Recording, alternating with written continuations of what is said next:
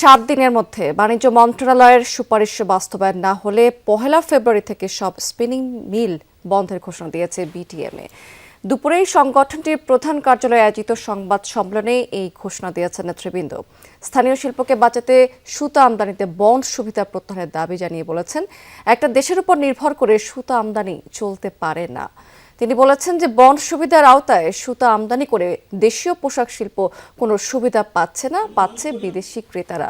প্রণোদনা হিসাবে $1 বিলিয়ন দাবি জানিয়ে বলেছেন, অন্যথায় কোনো স্পিনিং মিল টিকে থাকবে না, ব্যাংক ঋণ ফেরত দেওয়ারও উপায় থাকবে না। পোশাক খাত এবং টেক্সটাইল খাতের কেউই যেন ক্ষতিগ্রস্ত না হয় সেদিকে নজর রাখার দাবি জানিয়েছেন বিটিএমএ নেতৃবৃন্দ। তাদের অভিযোগ যে বন্ড সুবিধা, বন্দর সুবিধা বা ইডিএফ এর মতো প্রণোদনাকে পোশাক ব্যবসায়ীরা ইনকাম বানিয়ে ফেলছে, অথচ ব্যবসায় দাঁড়াতে পারলে এসব সুবিধা বন্ধ হবার কথা। সরকার তো আমি মনে করি একটা ছোট্ট গল্প বলি আপনাদের।